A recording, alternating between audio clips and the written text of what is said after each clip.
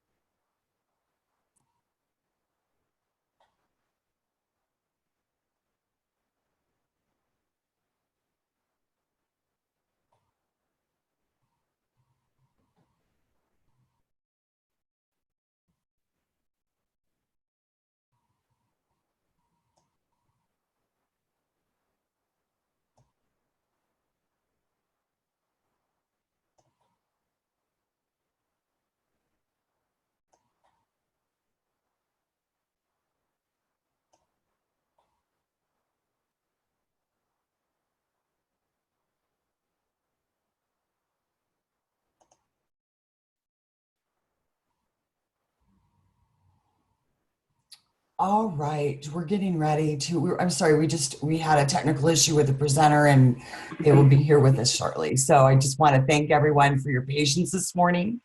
Thank you for joining us for the OpenWorks webinar on workplace readiness and reopening. Are you prepared? Just a couple of housekeeping announcements. We will send you a link to the recording of the presentation, as well as a PDF of the PowerPoint itself, probably early next week. So keep an eye out for that in your email. And if you have any questions at any point during the webinar, you're welcome to just type them into your Q&A or your chat window, and we'll address them for you at the end of the presentation when we have a Q&A session. Your expert presenters today are Liz Caracciolo, our Chief Operating Officer at OpenWorks. Liz oversees business operations for OpenWorks. She streamlines our systems and improves our processes while she focuses on strategic growth and development. Liz has more than 2 decades of leadership experience, having worked in various industries from packaged goods and aerospace to finance and technology. Spencer Pearce is our Human Resources Director. Over the last 10 years, Spencer has been leading innovation and change within human resources across multiple industries, including technology, higher ed, and professional services. At OpenWorks, Spencer's very focused on implementing people strategies that help foster development of high-performance talent, culture centricity, and alignment across the business to meet organizational objectives. And we have Sid Likes, our Divisional Operations Director. Sid has been at OpenWorks since 2018. He joined us after spending 20 years managing facilities. He is responsible for the Pacific Northwest, including Seattle, Portland, and San Francisco. Sid is responsible for all aspects of operations, and he works very closely with the district managers to ensure quality control and adherence to OpenWorks standards. So without any further delay, I'm going to introduce Liz Caracciolo, who will tell you about what we'll be talking about today and get into what you came for.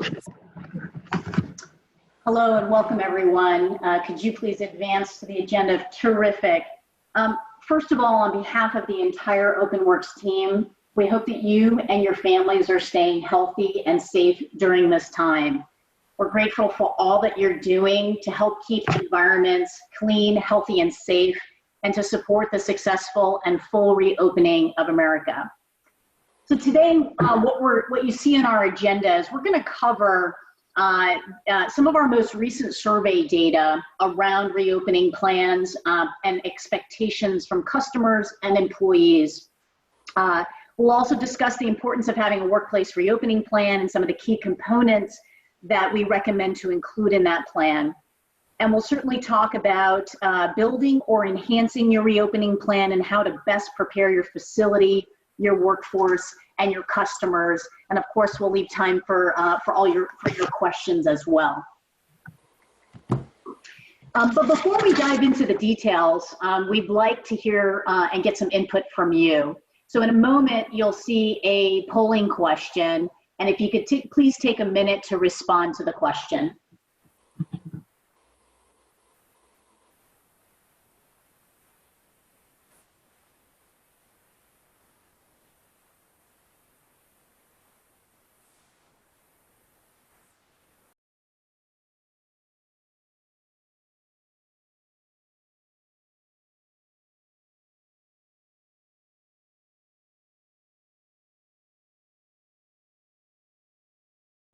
Okay, great. Can we close the poll and take a look at the results? Great. So the majority of you have a reopening plan in place. And for those that do and those that don't, what we intend to do is share the insights that we have around the latest best practices and recommendations so you can benchmark your plan against those best practices. So in terms of the recommendations we'll go through today, obviously the pandemic has closed a lot of businesses. We've got a lot of, obviously, Americans around the country working from home and in secluded environments. And in preparation for our own reopening, we consulted with numerous subject matter experts and consulted with many companies like yourself around the country around their health, safety, and reopening plans. And so what you'll see is that our recommendations are built upon that intel, as well as, if we could move to the next slide, leveraging the following resources: the Center for Disease Control, the EPA, the World Health Organization, of course the ISSA, and OSHA.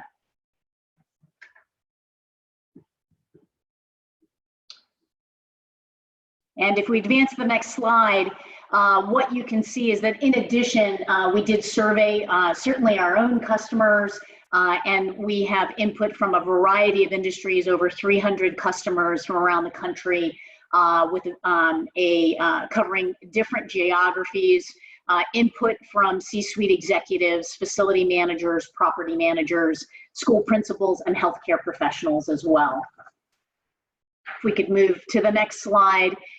So according to the responses and some of the data we'll share with you today and insights, at the time of our study in late May, you'd see that certainly a majority of the respondents were essential service providers and either at full or partial capacity, with other respondents remote, with a planned reopening in either June or July. All right, so we'll be sharing the responses of that study. Again, just like to get your input. If we could pause quickly for a question around your reopening plans, since the majority of you have plans, could you respond to which elements that you see here are already included in your plan?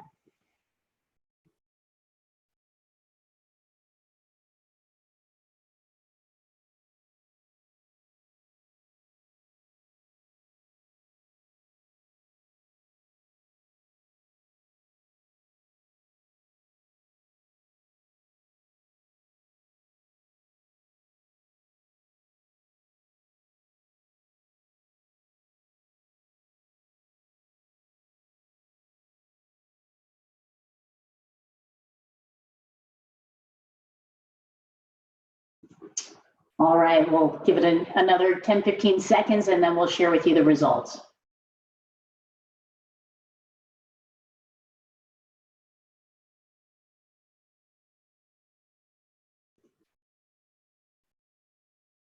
Okay, so all of you have instituted the wearing of personal protective gear for employees. The majority of you, social distancing protocols have been included, and certainly an increased frequency and intensity of cleaning and disinfecting, with a variety of you implementing some other areas of reopening and elements of your plan.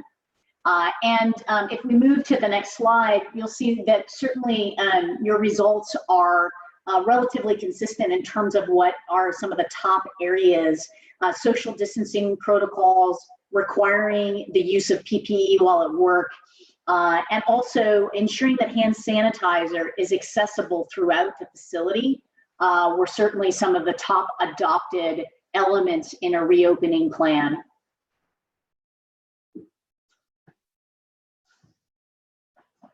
All right, so from a reopening standpoint, we mentioned in gathering all of those insights and resources, we identified there's 4 common elements that are suggested and recommended for any reopening plan. And those elements are creating and maintaining a cross-functional team to navigate and evolve and enhance your plan, to prepare your facility, prepare your workforce, and of course, prepare your customers. And we will go into the details of each of these along the way. So first and foremost, in creating a cross-functional team, again, many of you may have already done this, and this is a model we've adopted as well. We've appointed a group of leaders and assigned specific roles centered around those 4 core areas. We have regular check-ins in the earlier phases. That was on more of a daily basis. We're now at a weekly basis. We have someone assigned to monitor state and local government policy that's specific to our geographies. We have an ongoing communication plan. And then lastly, conducting frequent surveys is a key element to gain insights. As we all know, the landscape is evolving rapidly. The products and technologies that are out there are also shaping, and the news is shaping expectations. And so it's important to us, and a real recommended best practice, to pulse with your employees and your customers on a frequency that allows you to stay in pace with the evolving expectations. All right, so next I'm going to go ahead and pass off the baton, if you will, to Sid, who will talk about preparing your facility. Thanks, Liz. Hello, everyone. So I'd like to talk a little bit about basically how we're going to get back to work after this interesting time that we've been through here. So one of the things that you're going to want to consider is you're going to want to implement some engineering controls. And basically what that is just you want to figure out a way to isolate your employees from work-related hazards. You want to figure out a way to isolate your customers from just basic contact with one another. So some of those things that you can do are, you can install high efficiency air filters, meaning that kind of controls, if there are airborne contaminants in your particular office space or work environment. If you put high efficiency filters in place of regular filters, then that kind of works to block some of the air or block some of the contamination from spreading throughout the entire building. Also, you want to increase the ventilation rates in that work environment. So one of the ways you can do that is consider maybe having your HVAC system run when during off hours when no one's in the building, to kind of just basically filter the air all night, so that when your employees come in or your customers come in the following morning, then that really lessens the possibility of spreading contaminants as well. You want to possibly install some plastic barriers or some sneeze guards, which I'm sure a lot of us have seen popping up all over the place. Another thing to consider, if it's possible, is installing kind of a drive-through window service so that you can lessen the amount of customers that are actually coming into your facility. So now let's talk a little bit about lessening the spread of germs. So the CDC recommends that you update your cleaning and disinfecting requirements to a desired routine. Gone are the norms of us just coming in and just kind of cleaning things and possibly sanitizing. Now they're really recommending that you have a disinfecting routine going forward. So, and what that basically centers around is making sure that high touch points in your facilities are getting the most attention as far as disinfecting frequencies are concerned. So that usually consists of door handles, coffee machines, copiers, desks, countertops, anything that is highly used throughout the day. You might want to take a moment to just take a look around your office and think of all the things that everyone touches on a daily basis that you don't really think about, like the remote control and light switches and handrails and things like that. So we recommend that you take a look at maybe putting together a disinfecting program for those high touch areas, depending upon how what the volume of activity goes on within your workspace. So a lot of our customers usually do disinfecting. At a minimum, they do it once a day. If it's a high use area, we recommend that they do it once an hour, or once after every use. So that's something to consider. And with that being said, you're going to want to choose a cleaning professional who understands the importance of disinfecting these spaces and can identify this stuff. So, and when you're doing that, there are a couple things you're going to want to consider. So firstly, you're going to want to consider their reputation. So you want to make sure that cleaning service, that provider, is they understand the day-to-day activity in your building, and that they are a reputable company. They have great references, and they understand the difference between cleaning and disinfecting. You're going to want to make sure that they understand EPA and CDC guidelines. You want to make sure that they are well versed with different types of techniques and products of eliminating bacteria and germs. You want to make sure they understand the important use of PPE, and that they actually do use PPE. And for a lot of you that don't know what that means, that's personal protective equipment. So you want to ensure that they, when they're on the job, because let's face it, this is an outside entity coming into your building, that they are protecting themselves and protecting your workforce. So another good thing to ask for is that they have training and certificates. You want to make sure that they have certificates in handling bloodborne pathogens, that they're certified by the Global Biorisk Advisory Council, or GBAC, that they have a disinfecting certification. You want to make sure that that their practices are in compliance with the CDC, and they're licensed, insured, and fully bonded. You want to make sure, I mean, that's extremely important.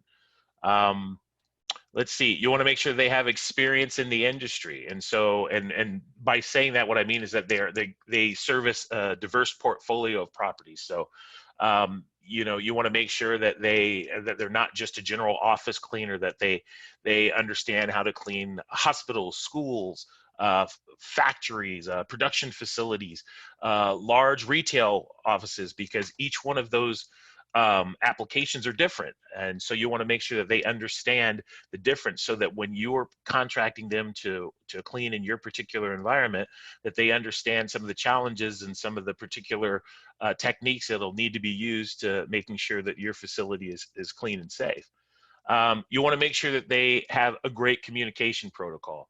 You want to make sure they have either a communication log, and most importantly, that they have an after hours call protocol, that they have someone that you can get a hold of in an emergency or something happens.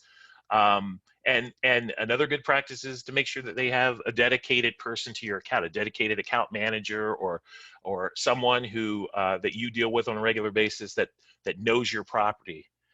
So that's pretty important.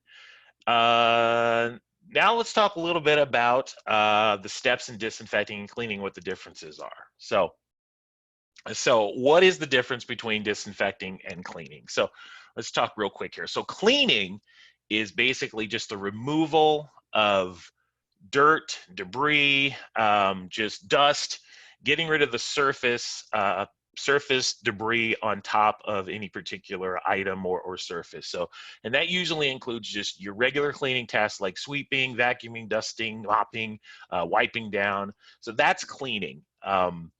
Disinfecting is actually going in by use of a chemical or a process. You're going to kill 99.99% of the bacteria and viruses on a particular surface. And that usually requires a particular chemical, and that chemical needs to be used properly, meaning that it needs to be applied to the surface. It needs to set on the surface for the pre-prescribed dwell time. And what a dwell time is basically how long a particular chemical needs to sit on a surface so that it can be effective in killing the virus.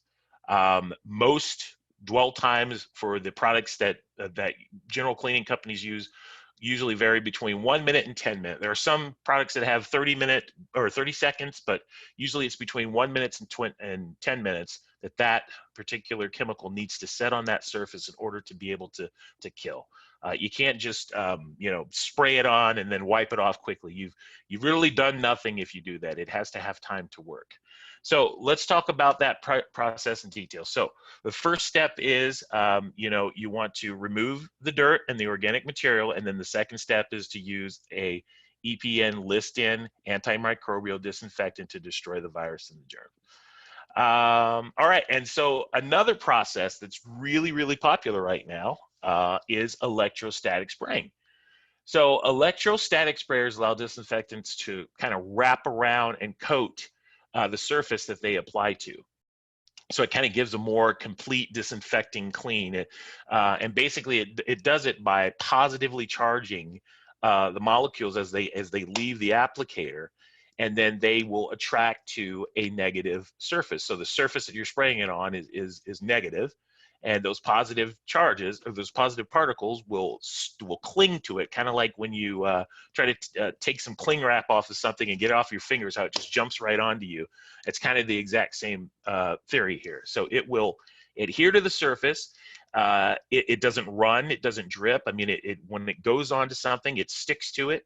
It goes underneath, it coats every single exposed portion of that surface. And some of the benefits to having a process like electrostatic sprayers is it reduces the time it takes to cover and disinfect a surface versus, you know, spraying it from a spray bottle and hand wiping it on, letting it sit there 10 minutes. With electrostatic gun, you're literally just waving it over the surface and you walk away. There's no need to wipe it off. There's no need to, I mean, it goes in there, it does its job, and then the chemical itself will dissipate and the virus is dead. Another benefit to that is it applies the chemical more evenly and more efficiently. You can control where it goes. So there's very, very little risk of overspray when using an electrostatic sprayer. It basically attracts to the thing you want it to. You can adjust how wide of a spread you're giving it. So you basically, it's ideal for doing things like keyboards and computer monitors and computer mice, telephones, anything that sets on the surface. It's great for doing that. And there's no pooling, so you don't have to worry about coming in the next day and there's this big pool of wet stuff everywhere. It dissipates within usually 30 seconds, it's gone. So another technique that's very popular, which we use in certain applications, is a fogger or a mister. And it's basically the same principle, but a fogger and a mister is kind of, it consists of these tiny little droplets, and they hang in the air, so they're more like an aerosol. So, and they're a fine mist. They go into the air, and they basically can get into areas, because they're so small, they can get into areas that aren't necessarily touched on a day-to-day basis. So if you're looking to completely disinfect something, meaning you want to get in between the keys of your keyboard, or you want to get behind furniture or ceilings, walls, inside of HVAC ductwork, behind a desk, a fogger or a mister would be the best application for that. And furniture, because it's so fine, it'll actually go into the cushions. It'll actually make its way into the fabric. So in certain circumstances, that's exactly what you'd want to go with, a fogger and a mister. Let's move on to list and EPA disinfectants. So you heard me mention that earlier, and basically what that is the EPA list and disinfectants are every product that is approved for the killing of viruses has to have a number rated by the EPA, and that number will appear on what's called the list N. So there are over 400 products on the market right now that qualify for that. And if you want to know if your product qualifies, it's real simple. If you look on the bottle, it will literally have a number on it that says EPA list N number, and it'll give a number. And you can take that number and you can go to the EPA website, plug it in, and it'll tell you everything you need to know about that chemical. So if it does not have an EPA list N number on it, it is not EPA list N approved. So it's that simple. So for instance, I mean, I don't want to call them out, but Fabuloso does not have an EPA list N number on the back of it. So something to keep in mind. So there is a website called the EPA.gov coronavirus, and it has a link to the EPA list N list of chemicals. If you guys want to write that down, you can go check and make sure that your service provider, the chemical that they're using, is on that list, and that will kind of give you assurance that at least the chemical that they're putting down is actually effective in killing viruses and germs. Next slide. So let's talk a little bit about social distancing requirements within your facility. So we've all heard about this. I mean, it's on the news every night. We observe it out in public. It's extremely important that we pay attention to social distancing requirements within our workspace to protect our employees and our customers. So and it's basically just keeping space and distance between all the occupants within a building at a minimum of 6 feet. So some of the ways that you can achieve that in your building or in your workspace is you might want to reconfigure your desks and work areas and workspaces so that you can keep your employees and customers at least a minimum of 6 feet apart. You might want to think about looking at your conference room if you have one, and kind of removing some chairs, and so that you can spread things out a bit more, so that if you are forced to have an in-person meeting, that people aren't sitting, directly next to each other. You want to make sure that people are possibly using masks or gloves when they're in the workplace. That is something that's highly recommended right now that we do once we return. Another thing is you want to discourage workers from using, for sharing items within the office. So if you have one telephone in the office, which I'm not real sure anybody these days still just has one telephone that everyone uses, but if you have one telephone, you want to discourage that. Everyone should have their own phone. They should have their own stapler. They should have their own pens. They should have their own tape dispenser. We shouldn't be sharing items anymore. We should all have our own and maintain our own. And gone are the days of just going over to Jill's desk and picking up her hole punch and then never bringing it back. So Jill will be real happy about that. You want to consider putting an area in your workspace where you can contain personal items. So rather than everyone kind of throwing all of their personal items all in one particular area, isolating those items is a great way to prevent the spread, because let's face it, if you're just reaching to grab your item, you may accidentally grab someone else's item, you may accidentally touch it. But making sure that everyone has their own kind of personal nook or their own personal space to keep their personal items is a great idea.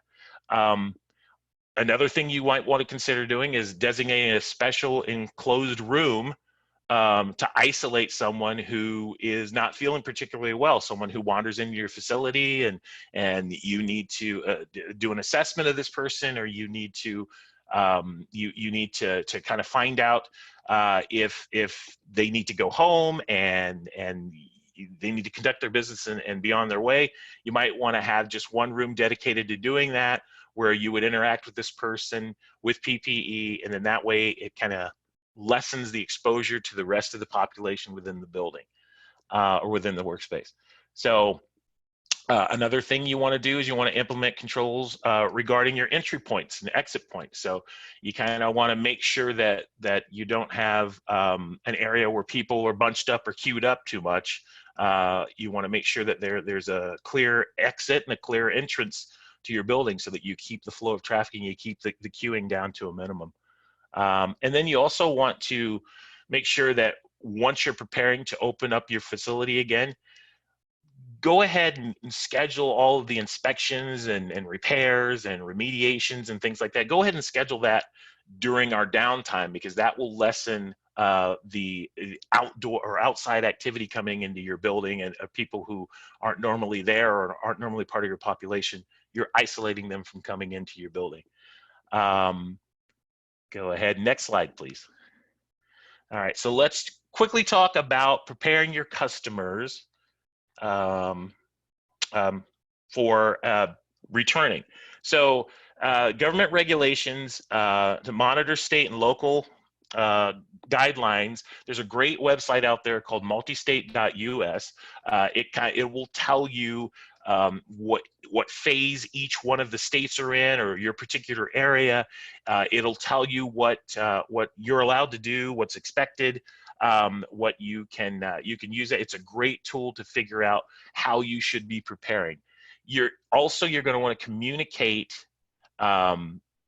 your particular building or your particular workspace's practices to the community or to your customer base. You want them to know what's expected when they come into your facility. That you want them to know that that you're requiring them to wear gloves, you're requiring them to wear a mask, you're requiring them to be respectful of social distancing, you're requiring them to follow the signage or different queue lines that you have. So that's a great practice to have, and the best way to communicate that is definitely by posting signs and speaking and just verbally communicating, and by using your website or any means that you communicate with the general public and people who do business with you, that's a great tool. That way they know what to expect. It'll lessen the amount of people that just kind of show up and just say, hey, you guys are open, and here they are without a mask, and they brought 60 of their friends, and you can basically let them know that that's, you know, not acceptable at this particular time. Next slide, please. We'll talk about supplies. So we did a poll of 300 of our current customers, and we wanted to determine what types of supplies and PPE, personal protective equipment, that they would anticipate needing to provide to their employees and their customers. So 77% of those people said that they would require that all of their employees would be wearing gloves, they would be wearing face masks or face covering of some sort. It was a requirement. So 77% felt that that was the direction that they would need to go in order to reopen.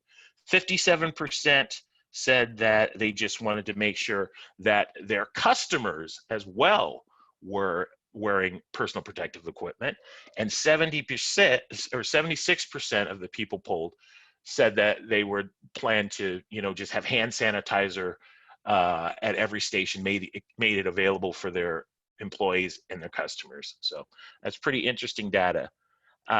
We just want to make sure that you guys understand that personal protective equipment right now is extremely important, and there are a few things you want to make sure that you're adhering to while using personal protective equipment. These are things that generally get overlooked. You want to make sure it's properly fitted and that it's refitted throughout the day. So, you know, I'm sure we've all seen people who've had the mask on, and then they get a little hot, and then the next thing you know, you look over and they've got the mask, you know, they've got their nose out, but the mask is covering their mouth, or they've flipped the mask all the way down and they're now protecting their chin. So their chin is completely protected, but they're breathing and exposing everyone else to their airborne contaminants. So we want to make sure that people are properly wearing the mask, that it properly fits, and that they adjust it as needed throughout the day. You want to make sure that it's consistent, that wearing PPE is not optional. So it's not like, well, you know, I wear it on Wednesdays, but I don't really feel like wearing it on Thursdays. It needs to be a consistent policy. You want to make sure that you have a program in place that allows for regular inspections and maintaining of the PPE, and you need to be prepared to replace it as necessary. There's, you know, these people who are wearing these disposable masks, I've seen, you know, someone gets one disposable mask and they make that thing, I think they're going on 3 months on that one disposable mask. It pretty much is no longer serving its purpose at that point. So you want to make sure that you have enough supply to, if you are using disposable items, that you want to be able to replace those items as necessary. And then for those that aren't disposable, you want to make sure that if they're broken or damaged, that they're properly removed, they're replaced, they're disposed of, and that people aren't sharing them. So you don't have, if they are reusable, that people aren't, you know, grabbing the same face shield and using the same face shield, or they're not, if you have a non-disposable mask, that, you know, you just don't have a bunch and people just grab them at will. You want to make sure that you know, there's the word personal is in personal protective equipment for a reason. So, and let's see. So just real briefly, I'll talk really quick about just some common sense things that we need to be observing, and we need to make sure that our customers and that our employees are observing. The wearing of masks, which I've spoken on extensively here.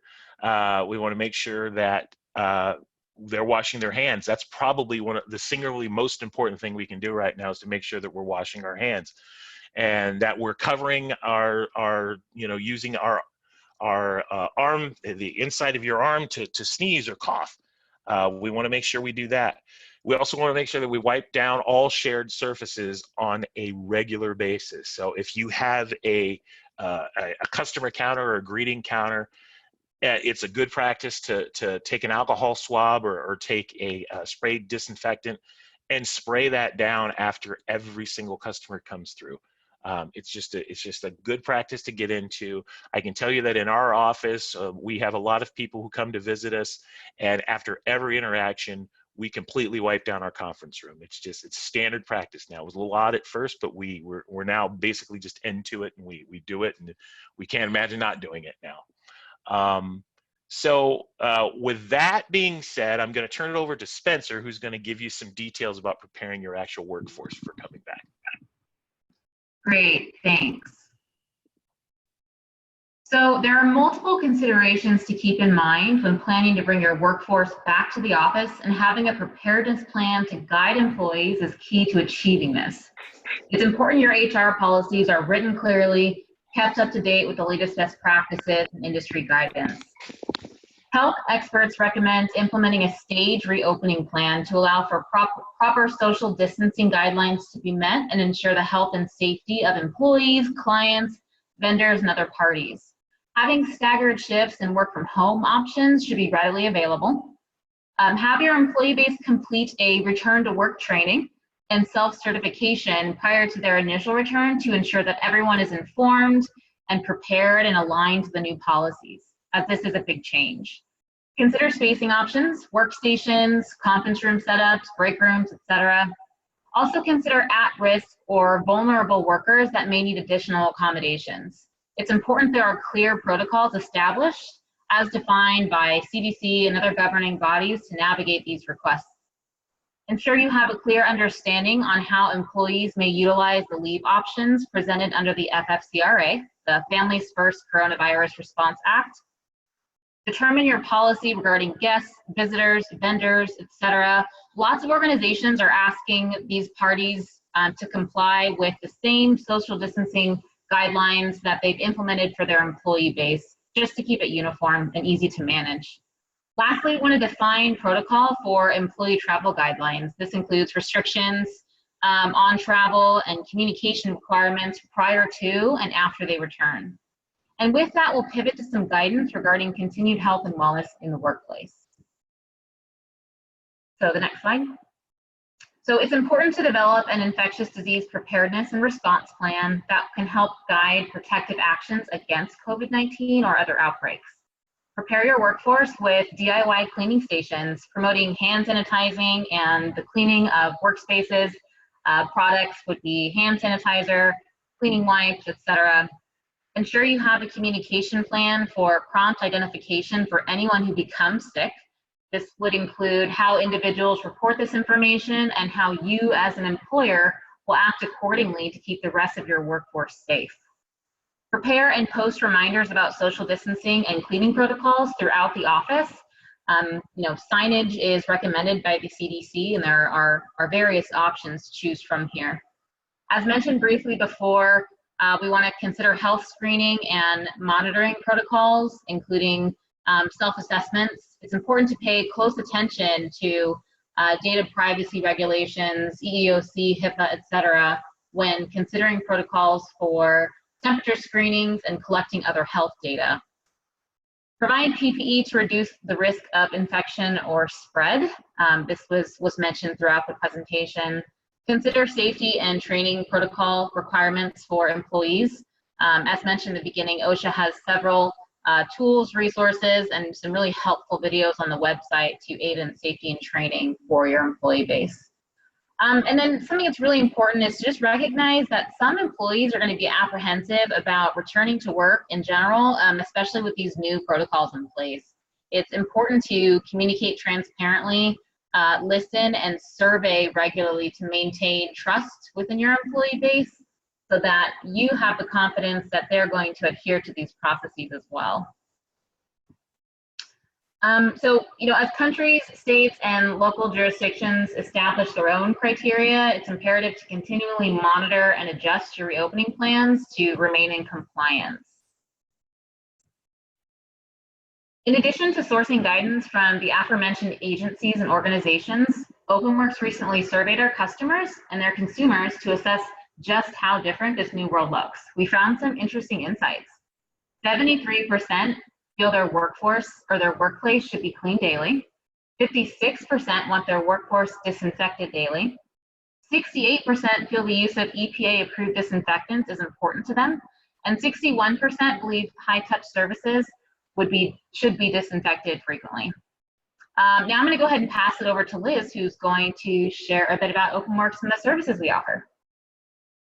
Yeah, thank you, Spencer. And first off, thanks to all of you. It's a privilege for our teams to support you and your employees and your customers and to be your trusted partner in health and wellness and safety. So you're well aware of OpenWorks. I think we can move to the next slide. Some of the things that you've been hearing is that we are continuing our efforts to be on the forefront around cleaning and disinfection in terms of techniques and certifications. That's something that is very important to us, and we believe will continue to help meet your needs and the needs of your organizations. You may have certainly heard about the suite of services that we have offered. We can advance, which is our TotalWorks complete cleaning and disinfection system, and we have evolved our services again to meet the needs, the growing needs of your customers and employees, based upon everything that you've heard today and in pulsing with you. And our TotalWorks includes two types of service suites. One is our recurring suite of services that allows for greater levels of disinfection and varies by the frequency by which disinfection occurs, daily, weekly, and at times, multiple times or hourly with our Sanitech services. Of course, we also have our one-time deep disinfection services, InfectiGuard, which will again do a deep level of disinfection, and InfectiGuard Plus, which is designed for facilities that do have a confirmed case of COVID. And in this case, we're going to apply the GBAC 6-step process for decontamination to ensure that we have fully decontaminated the facility and it is safe for return. Our services do now include a level of signage and certification. We can move to the next slide.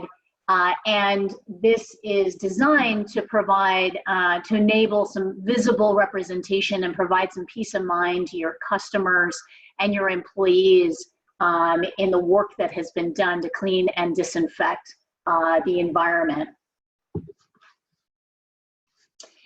So lastly, just in closing, we talked about the 4 themes. Again, many of your plans may have these elements incorporated.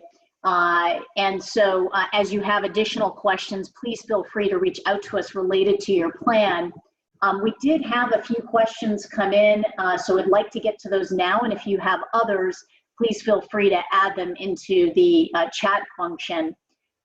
Sid, one of the questions was around just disinfectant in terms of what do you recommend for disinfectant that would be easily purchased today via Costco, et cetera? What do you see that generally is available?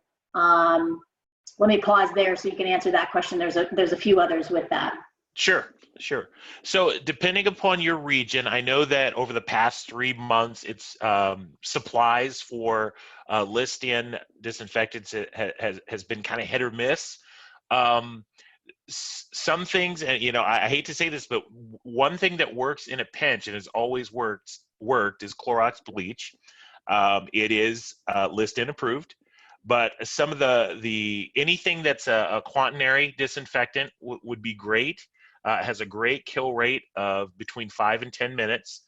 Let's see, some other disinfectants would probably be, if you're able to get a hold of, Purell makes a instant kill spray. It kind of works the same as the hand sanitizer, but it's actually a surface sanitizer. If you can get that, that's great. But once again, without endorsing any particular type of chemical, I'd like to say, literally all you have to do is look at the back of the label and look for that EPA list-in number. If it has that number on it, you are good to go. Thanks, Sid. One additional comment was around electrostatic sprayers, and this participant had purchased a Global Systems Pope air filtration. Would this be actually, there's a link here. We may have to research that one to answer that question after the call.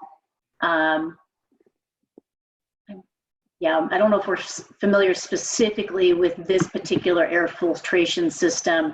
but we can certainly follow up with an answer to this post the call as part of our follow-up information.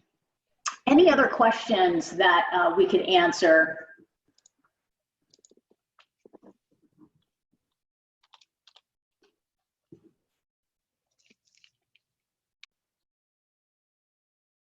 All right, well, we'd like to thank you so much for spending the time with us today. There are resources available, as you can see here on our website, specific to the Workplace Readiness and Reopening Guide that you can feel free to share with others, other colleagues and friends. And certainly we have our regular prevention updates. Thank you very much for your time. There are some, if you have some questions and would like to engage with us in terms of pricing, please access us through openworksweb.com.